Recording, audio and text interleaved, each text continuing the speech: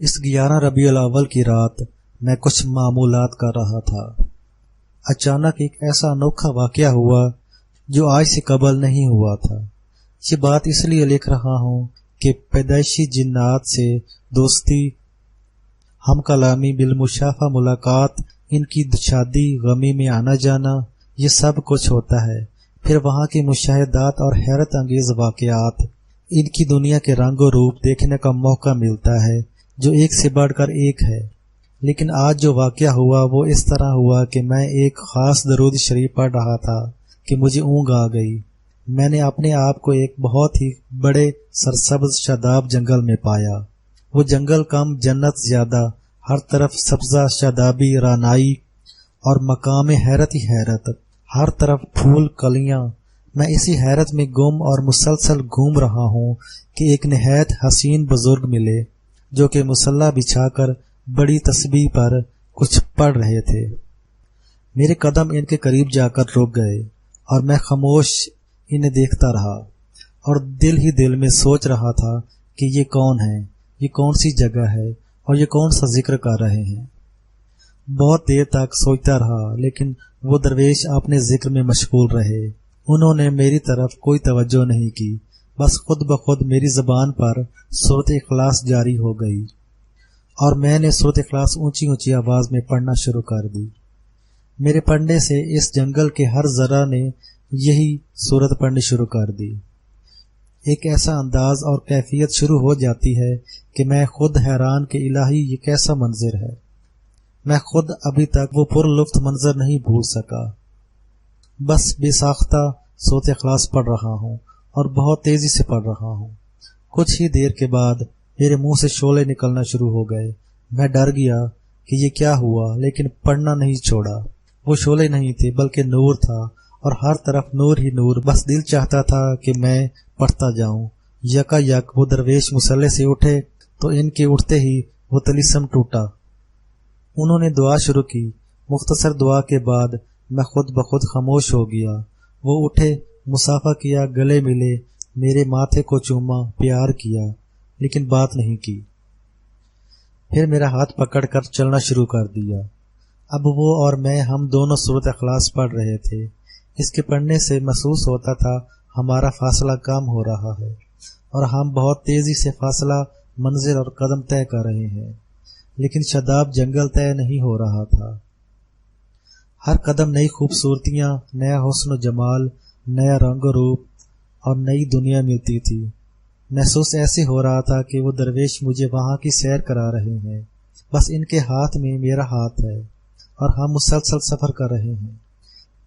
सफर में सूरत इखलास और कुदरत के मनाजर देखने में ऐसा महव था कि मंजिल का एहसास नहीं हुआ कि मैं कहाँ हूँ, कितना फासला तय कर लिया और जाना कहाँ है। बस सफर जारी था। बहुत देर के बाद एक महफिल और बहुत ही खूबसूरत महलों पर नजर पड़ी। इनके हुस्न जमाल का अंदाजा नहीं किया जा सकता।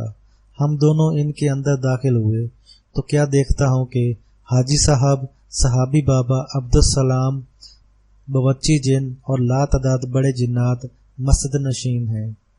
हर तरफ खुशबू रची बसी है। ऐसे महसूस होता था कि हमारा इंतजार था और बस हम पहुंचे तो महफिल में सूरत इखलास की तिलावत शुरू हो गई।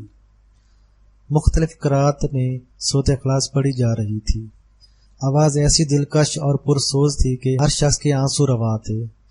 पहले तो मैंने महसूस न किया, लेकिन फिर देखा तो मालूम हुआ कि ये वही दरवेश हैं जो मुझे साथ लाए थे। ये इनकी आवाज़ थी, हालांकि मेरे साथ बैठे थे, लेकिन सूरत इखलास की आवाज़ में ऐसी दिलकशी और सोच था कि खुद अपने वजूद की खबर नहीं थी।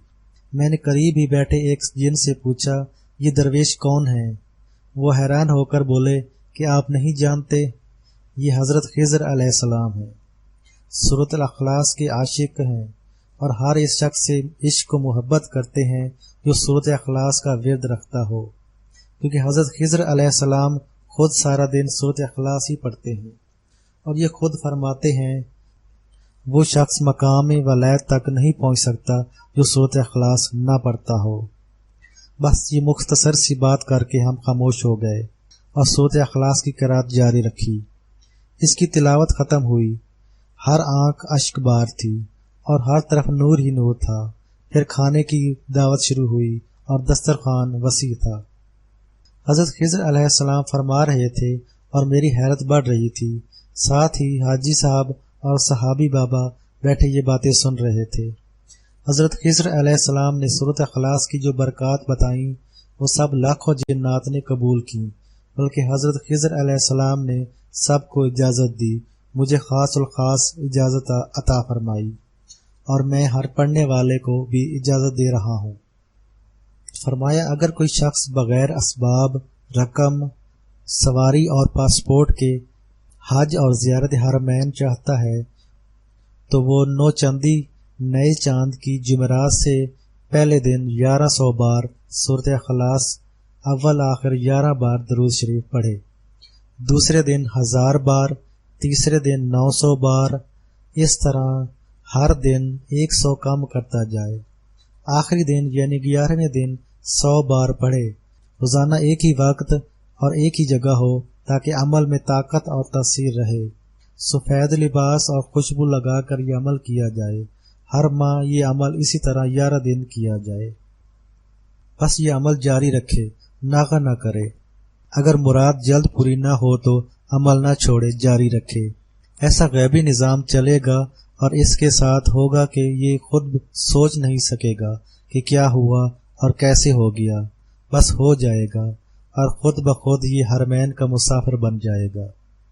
اس عمل کے بتانے کے بعد ایک عمل اور فرمایا، جس قسم کا مسئلہ ہو اور کوئی بھی ناممکن مشکل ہو جو کسی طرح بھی حل نہ ہوتی ہو، ہر طرف سے کوشش اور محنت کر کے تھک گئے ہوں، کسی طرف سے راستہ نہ نکلتا ہو، موت کے علاوہ کوئی راستہ نظر نہ آتا ہو، تو ایسی حالت میں اگر آپ کو کسی وقت تنہائی ہے تو بہتر ہے رات 1 بجے کے بعد 4 نفل اکٹھے ہی ایک سلام کے ساتھ پڑھنے کی نیت کر کے پہلی رکعت میں سورۃ فاتحہ کے بعد 101 بار سورۃ اخلاص بما تسمیہ پڑھے، اس طرح ہر رکعت میں پڑھے، بس دھیان اور توجہ اللہ کی طرف اور خاص حضوری ہو، ہاتھ میں تسبیح لے سکتا ہے۔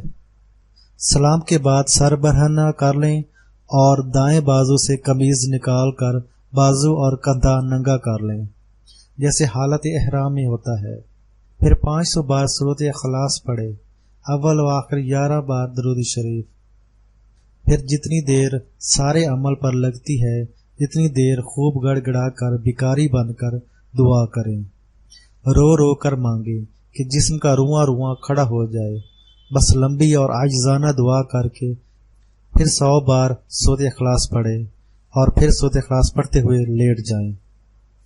یہ عمل کچھ عرصہ یا کچھ دن مستقل کریں اور قدرت کے کمالات اور حمایت اپنی طرف متوجہ ہوتے دیکھیں، آپ حیران رہ جائیں گے۔ پھر ایک اور عمل فرمایا کہ کھانا کھاتے ہوئے سورۃ اخلاص پڑھتے رہیں، اگر درمیان میں بات چیت ہو رہی ہو تو بھی حرج نہیں۔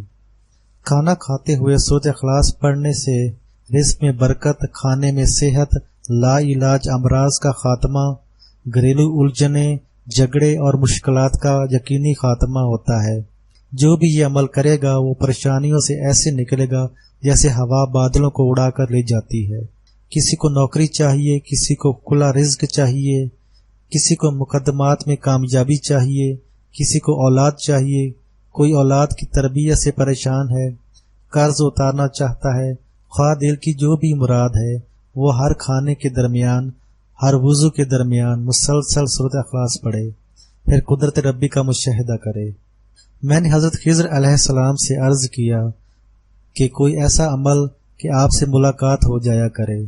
فرمایا جو شخص سورۃ اخلاص کثرت سے پڑھتا ہے میں اس شخص سے ضرور ملاقات کرتا ہوں، چاہے جس حالت میں ہو، ملاقات ضرور ہوتی ہے۔ مجھ سے مخاطب ہو کر تاکید فرمانے لگے کہ آپ کا 1.25 کروڑ بار پڑھا ہوا سورۃ اخلاص ہی ہے کہ میں خود تلاش کرتا ہوں، جو آپ سے محبت کرے گا میں اس سے محبت کروں گا اور اس کی مشکلات میں اس کا ساتھی بنوں گا، کیونکہ مجھے آپ سے محبت ہے۔ اور پھر حضرت خضر علیہ السلام نے میرے کاندھے پر ہاتھ رکھ کر مزید فرمایا، جو آپ سے نفرت کرے گا اس کے نقصانات ہوں گے اور پریشانیوں سے کبھی نہیں نکل سکے گا۔ ایک مختصر عمل مزید فرمایا، کیونکہ انہوں نے عمل تو انوکھے فرمائے، ان میں سے چند عبقری کے قارئین کی نظر کر رہا ہوں کہ جو شخص کسی پرندے جانور کو دیکھ کر 3 بار سورۃ اخلاص اول آخر ایک بار درود شریف پڑھے گا اور تصور میں یہ کہے گا یا اللہ اس کا ثواب میں نے اس جانور کی روح کو ہدیہ کر دیا اور اس جانور کو میرے لیے دعا میں لگا دے، جو ایسا کرتا رہے گا وہ ایسے سخت سے سخت حالات سے نکلے گا کہ خود دیکھنے والے حیران ہوں گے اور وہ خود حیران ہوگا کہ یا اللہ ایسا ممکن کیسے ہوا۔ اس کی بھی آپ سب کو اجازت ہے۔